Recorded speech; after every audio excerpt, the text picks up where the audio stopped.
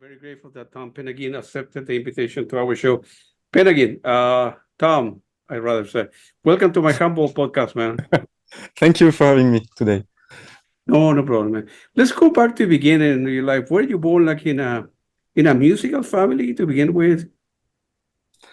Not really. My parents used to listen to music, but they were not playing it. They had guitars. Both of them had guitars, but I was not meant to be a musician, so to speak.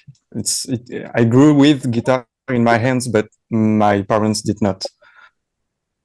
I got But it. I they got used it. to listen to artists like The Doors, Eric Clapton, a little Yeah. bit, artists like that when I was young. Yeah.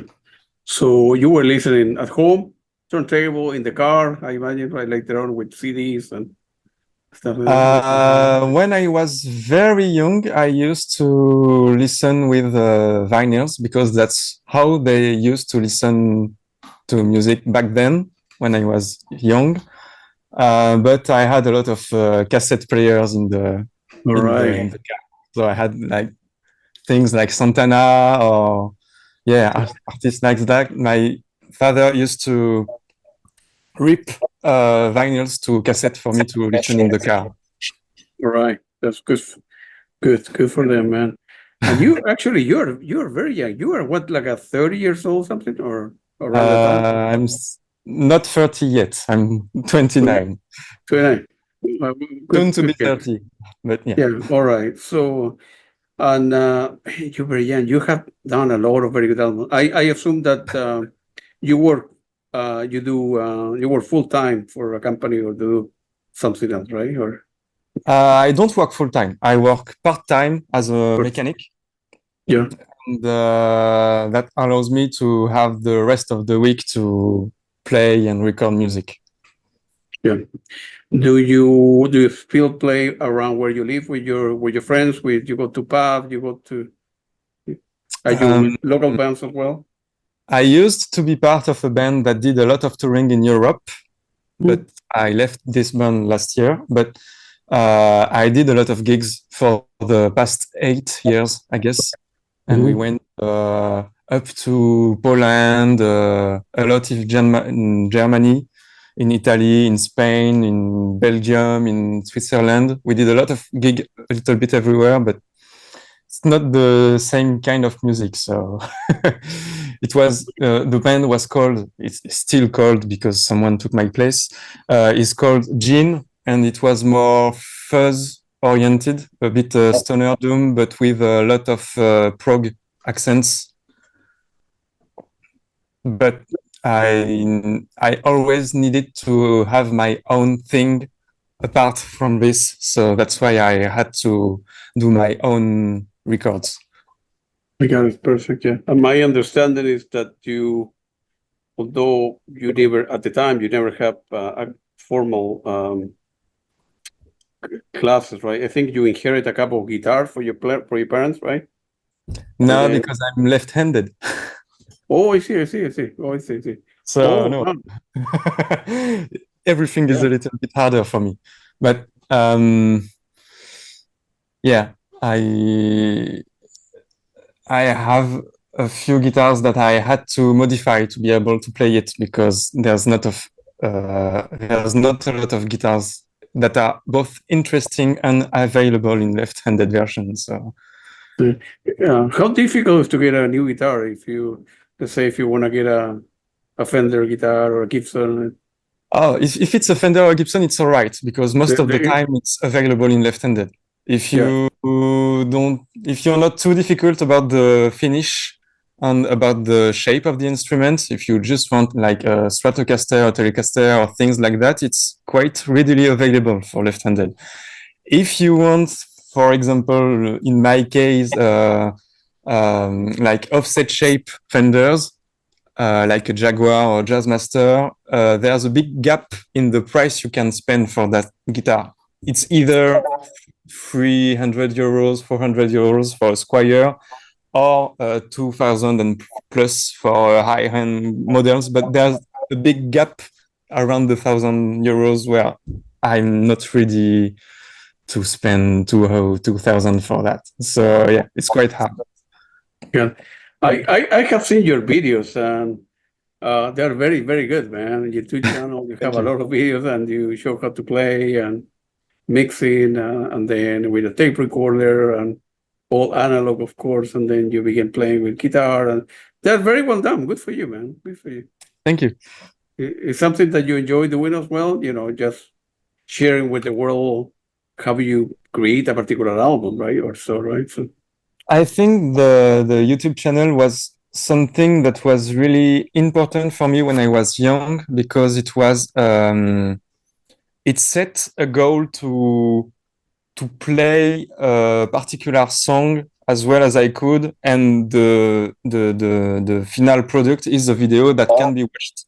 But the thing is that it allowed me to train myself on specific subjects and specific genre of music like Zappa or King Crimson and stuff like that on several instruments, and that's how I learned the most in playing instruments and also in mixing techniques.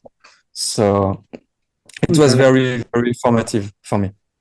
yeah, good for you because I have enjoyed watching the videos. And of course, you began taking guitar lesson, music theory when you were, 5 or 6, right? In a rural school down there, right? Yeah. Is that correct? Good for you. Go ahead. Feel free to elaborate on that. Yeah, I always grew up in a very rural part of France, so it was always I had always a teacher for me myself only for guitar and piano and music teaching, and I had to go through several teachers. And that allowed me to learn several techniques because they were not special. Each of those teachers were specialized in a different genre of music. So I began with a very classical rock kind of teacher for 6 or 7 years, I think. And then I went to a country and bluegrass teacher. So it kind of helped me because even though it's not the kind of music that I use to listen all the time, there's always a subset of skills that you can use for your own music from very, very, very, very different kind of music all around the world. So it's something where I learned to use my left hand because I'm left-handed with the strings, and with that, I'm more agile. And I don't always have to only use the pick. I can use the rest of my fingers to play complex shapes also. Yeah. And that was for 2 or 3 years, I guess. And then I went on my own when I was in college. Good for you, man. That's very good. The way you play is great. And of course, when you were, like 6 or 7 year old, your parents bought you a vintage organ, right? Yeah. That was, I think it's called Echoes Subunate from the 70s. And is the one that you have there on your left or no? No, I don't have it here. You don't have anymore? Yeah. I wish I had to begin with this one, but no, it was a very, very cheesy organ from the 70s. And at the time when I was young, I really didn't know what to do with it because I was learning the piano with my teacher, and this was an organ that was very, very, very far from a piano, from the feel to the sound. Yeah. So I quickly gave it to one of my cousins, and years later I took it back and I repaired it, and then I began using it for what it was meant to be. But that's what sparked the interest for me to have a lot of very old and peculiar instruments. And that's also all the kind of instruments that you find in prog music, all kind of subset of prog music. So that's what sparked my interest. Good for you, man. Yeah, I love the sound of organ. I was listening like last night to a lot of Steve Winwood Who? and Steve Winwood and Okay. Traffic. Okay. And he's a hero of mine, and I like his music, and I want to be seeing him in a couple of weeks in a couple of concerts. So, and he's an amazing guy. So it's unbelievable. But of course, you always, I understand, you always wanted to play drum, but your parents say, well, we live in a small place. We don't want to buy you a drum kit. But I think your dad put one together, right? Yeah, we were not living in a small place, but we were living in a quiet place. So Wait, that a drum set doesn't fit in this kind of place. But I think when I was like 15 or 16, I tried to convince them that yeah, I kind of need a drum to be able to do everything on my own. So I bought a very cheap drum, and that's how I began recording full songs, because then I had the drum, the pianos, the bass, and the guitars, and a few microphones. So that's how I began when I had the drum set. and then they put you like in the basement, or the equivalent of a basement? It was in my parents' house in a two-part house. So there's the Okay. house where I used to live, and then next to it there's a garage where you put the cars, the motorcycles, and that's where I had my drum set. So it was not as loud as if it was in my room. I got you. And my understanding is that you were, like you said before, you were exposed to the Doors, Santana, Dire Straits, Clapton, Satriani, and so on and so forth, but none of them make a big influence as compared to Zappa. Yeah. Right? Okay, Yeah. so let's talk about Zappa. Why Zappa? How difficult is to learn Zappa? And I know you study Zappa inside out for hours and hours and hours. Zappa was not the first thing that I played extensively.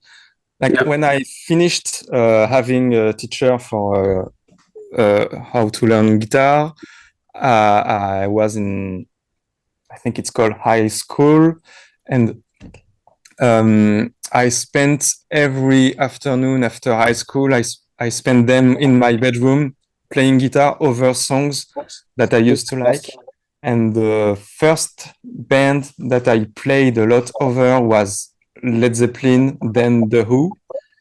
And I don't remember how somehow I ended up playing Zappa, probably because my mother used to play a bit of Zappa in the car when she bring me to high school.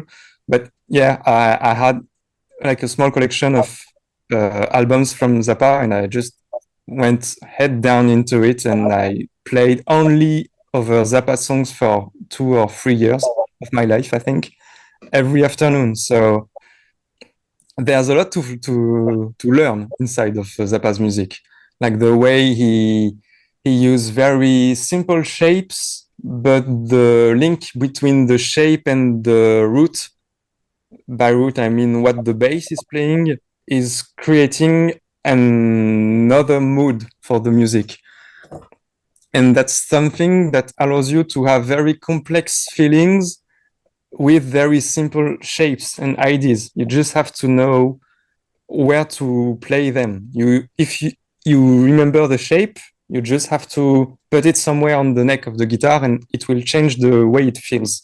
And that's something that Zappa make me learn very quickly. Yeah. In my understanding, Frank Zappa was very strict with all the musicians, Yeah. And also at the end of his career. Yeah. But yeah, it's something, I think in a sense, maybe he went a little bit too far.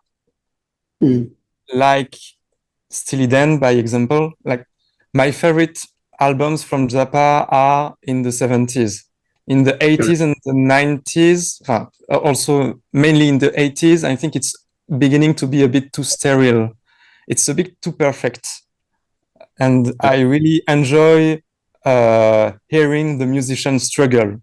If I don't hear them struggle, I have the impression that they are not they are not committed enough for the music.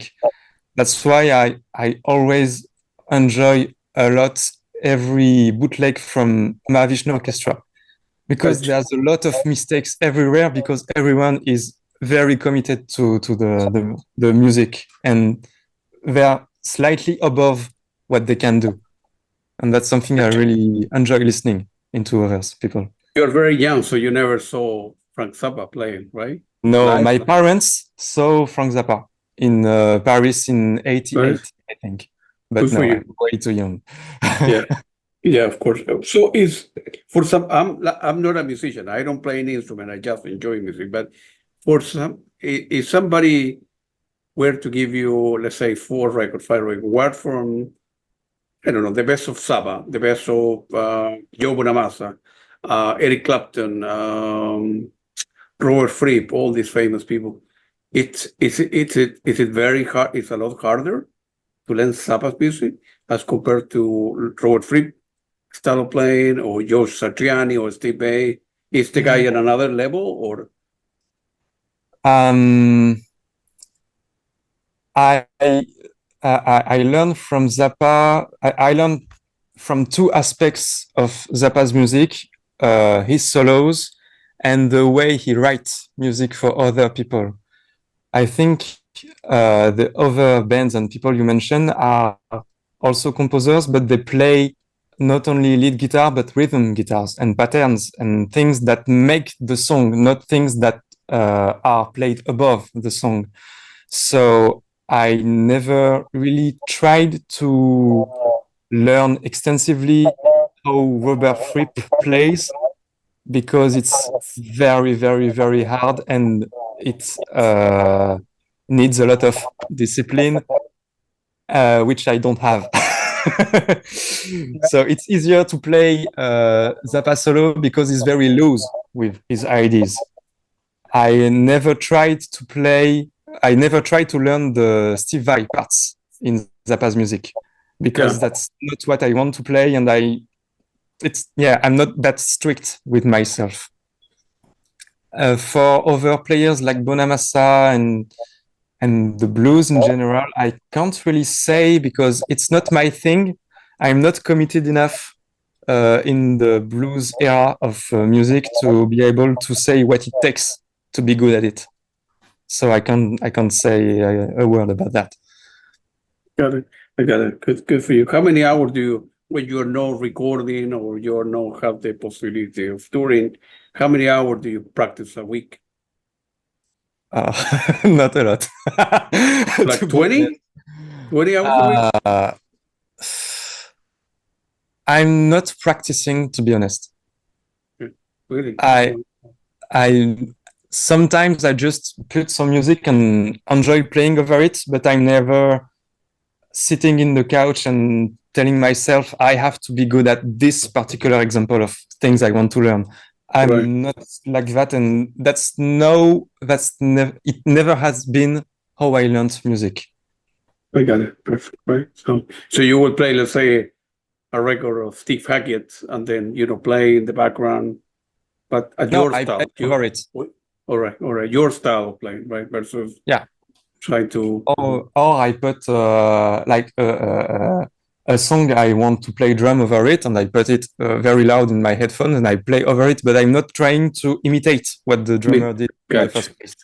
Yeah, which is very difficult to do, I suppose. And of course, like you mentioned, but later on, I think you became aware of the Canterbury scene through the gear that they use, and of course, you always were interested in figure out how things work, both musically and mechanically, and then you began discovering of course, keep on going back to the keyboard again, try to mix the 2 aspects, right, the musical and mechanical. Why the Canterbury style or way of playing? Feel free to elaborate on that, because I think that it had an influence in the way you approach music, the way you play, and so forth. Yeah, it has a very, very big influence. I think I was looking around on internet about bands that use pianettes special brand of keyboards from the 70s. And that's how I found out about Genesis, because they used one, and also Egg, Hatfield, and National Health, because those were bands where the keyboardist Dave Stewart used a lot of this keyboard, and it's a music that I loved it immediately. Sometimes some bands need a little bit of time to be able to love it, and not here. I was in love immediately, and since I was still 15 or 16 at the time, it played a big role about how I want to write music. Those bands are not the kind of band I put in the background to play music over. I'm not particularly good at putting an Egg or a Hatfield album and soloing over it, because that's not how I learned guitar, and that's not how I play guitar. But what I learned from that is way of writing music, and the way you can write a very small fragment of parts and trying to fit them each one after the other, and how to assemble complex shapes and have it try to sound seamless, so to speak. And that's something I always try to do. And yeah, it's one of the main thing I have in my head when I'm writing music is, does it feel natural, or does it feel like I gather the small pieces and I put them together, and does it make sense in the end to go through complex arrangement like that? And if it doesn't make sense to have so many little parts, I will throw the song away, because if it doesn't feel natural, I don't want to play it. Yeah, understand. Of course, you play with guitar with the band. I don't know if I'm pronouncing it correctly. Gene from Gene, yeah. Gene, right? You don't pronounce the D. From 2016 until December 2044 last year. Yeah. And feel free to elaborate on the kind of music you were playing and so on and so forth, because you were there for many years. So yeah. At first, it was okay. One of the main aspects of Gene is the singer Chloe is also playing electric harp, which is not something you see quite often on stage. you know, And it is also not an instrument easy to play, and it's not easy to write music for it, because it's a diatonic instrument. It means that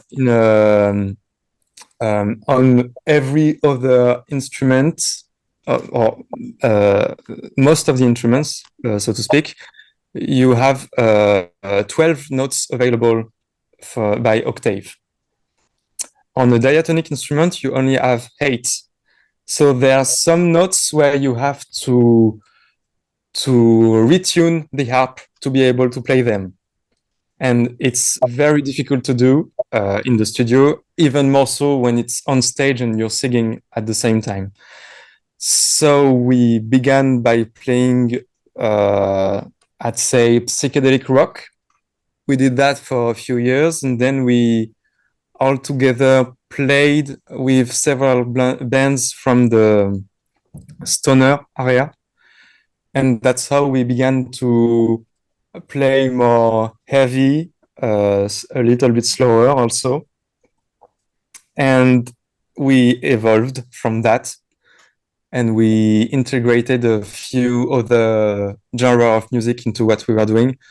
So we went, I'd say, from psychedelic rock to stoner to psychedelic stoner to a little bit of prog stoner to something that was a blend of doom music, prog music, but also fragments of more crank wave and things that are more British from the main scene right now. I forgot how it's called, but it's a little bit harsher and brighter, so to speak. And we did that for from 2016 to 2024, and it was quite formative for me because we spent quite a lot of time on the road, to be honest, and we all learned a lot about what it is to be a touring musician. It was not something I always wanted to be honest, and I wanted to have more time to do my own thing. So that's why I left in December of last year. Okay. Yeah, we are still very good friends, and yeah. No, I understand. Of course, in between November 2019 and 2020, where you end up releasing the Tales of a Floating Man. Yeah. And I think the album was recorded, mixed, and mastered in your own bedroom. So I listened to everything you have done, and the album is very, very good. So Thank you. I know you're very humble and you don't like to talk about yourself, but how difficult was to put that album together? It's I always thought about that like a different perspective. Like when I was young, my perspective was to be able to write a chorus or write a verse. Then later it was to write a whole song. Then a little bit later it was to write a full side of an LP. And then it was to write a full album. So that was the first time that I think I was kind of coherent for 40 minutes with only music that I recorded and played. It was several years ago, and I'm not very pleased with the way it sounds today. I know it was the best I could do at the time, but now, I have a bit of hard feeling about it because it's very far from what I can do now, and now I'm still very far from what I would like to do. So yeah, I'm glad people enjoy listening to it, but that's also why it's not overly present on the web. I don't want to be I don't want people to think of me via this album, so to speak. I did much better since. By the way, where did you learn how to speak English? You took classes there, or you went to a school in France that you learned English at the same time, or? I don't feel like I'm fluent. I think it's easy to hear that. I'm a little bit. It's a little bit easier for me to speak English because we had to speak English and we had to speak technical English when we were on tour. Yeah, of course, yeah. But you do. That's a great way to learn English. You have no choice, right? Yeah. For me, it's either that or you won't hear yourself on stage. So yeah, you have to speak English. Right. You have to either you do it or you don't, right? So you have no choice but to learn. Of course, the other album that I mentioned to you before in 2022, I really liked. It's called Soundtrack for Places I've Never Been, Volume 1. I don't know if there's a Volume 2 out there, but sadly, I don't think I can finish the Volume 2 because I have half of the Volume 2 ready, but I sold the keyboard I used for that. Oh man! So yeah, this will be difficult with another keyboard. It's the thing that this keyboard do that made me do this album. I got it. Well, you needed money maybe, or you need to pay the rent. I wasn't using it enough. I got it too. That's only that. I wasn't using it enough, and it's a recent keyboard. And I have to say I'm a bit reluctant to have recent keyboards. I'm reluctant to have gear that I cannot repair if it breaks. And vintage gear is easy to repair. Modern stuff is very hard to repair. So I'm overprotecting recent things because I think if it broke, I cannot repair it. So yeah, I'd rather sell it and have the ancient version of this keyboard. Yeah,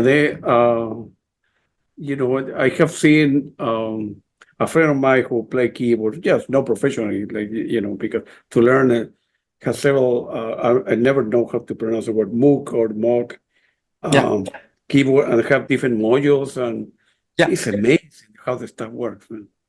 The keyboard was a Moog, and it was it's the semi-modular version. So it means like all the modules you saw on a kind of rack were integrated into the keyboards. But there's still a lot of ways to combine the different modules with patches and things like that. So that's why there's a lot of different sounds on the album, and they were each made with the same instrument.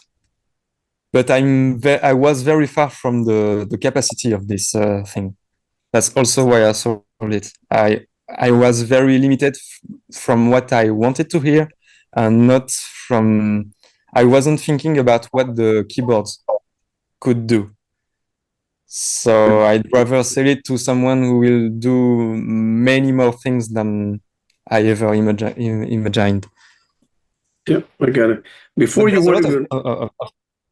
Yeah, go ahead. I'm sorry. I was just saying that there's a lot of people right now that are doing amazing things with this kind of keyboards, like Lisa Belladonna, for example, which is kind of sponsored by Moog, so she knows what she's doing. She did a few videos and a few albums, I guess, with the Moog Matriarch, the Moog I had, and it's amazing what she can do. What is her name? What did you say? Lisa Belladonna. Oh, she's very, I know of her. She's very good. Yeah, she is. She's very, before you were even born, there was another famous artist, and then that person make a big impact on me. Her name is Wendy Carlos. Yeah. On the 70s and 80s and 90s. You were even born, so. Yeah. And she's amazing. She's an amazing, you know, because when you are the pioneer in something, right, you're way ahead of everybody else. And in order to create that kind of music, it's amazing. That person and Tangerine Dream also, you know, make a big impact in my life. Because I grew up listening to that kind of music, so it was obviously important. And then you have your self-release album, self-titled, released in 2024. So it wasn't, you know, a long time ago. But feel free to elaborate on that, because I know that you mentioned before the egg and National Health make a big part of your life. And of course, you were following the steps of jazz and Genesis, King Crimson, and so forth. Talk to me more about that particular album. How difficult it is to put it together? How long does it take from point A to point B, and the process in between? It's hard to say, because it's not like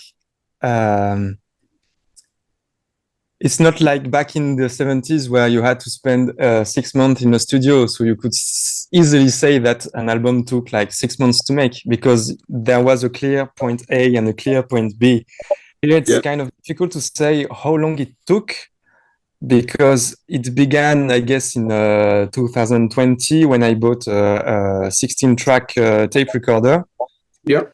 And the first half of the album, which is Housefly Leg, the first version of this song is the first thing I recorded on this tape recorder. It was kind of a way to try the tape recorder more than a finished song. So it stayed in a drawer for a few months to a few years, and then I took it back and I said to myself, maybe it's time to do something complete with this song, because there were a few parts missing from what you can hear now on the album, and that's how I completed it. And then I told myself, yeah, that's side A. Now you have to find side B, and it's even more difficult because when you are writing a new album, when you are at the stage where you have like the first 5 minutes, the whole album can take a vast quantity of different shapes. It can go in a very different direction. The more you go along the album, the more it is difficult to pinpoint what is necessary and what is right for the album, because there are more context to the thing and there are more ways to be out of the context. So it's always easier for me to begin an album than to finish an album. So the first side was, I won't say it was easy, but it was, I could do anything. Anything could work. So it was kind of easy and quick for me to come up with the first side. The second side was very difficult, and I spent a lot more time on the B side than on the A side. I gotcha. Yeah, and but the album, as I said before, it's very, very good, and I really like it. So, at the time, when did you end up joining the record label in Spain with Rafa? Where at the time, or? I joined Amax at the end of 2023, I guess. Again, the year That's before. when we began speaking about releasing the album here. Yeah, Yeah. I was checking. I'm in touch with Rafa, and I need to check out the other musicians that are in his record label. Yeah. But it's a lot of good stuff there. Man. So, Yeah. very, Yeah, it's very Yeah. It's very rewarding to see that a lot of bands you listen every day are also part of the same team. So yeah, Of course, you know. very glad to be surrounded by Amoeba Split. There's also Fulguromatic, Action Fredag. All these guys are absolutely wonderful. And there's also idols of my past, so to speak. Like, I never thought I will join a label where there is Mont Campbell, because it's one of my favorite composer.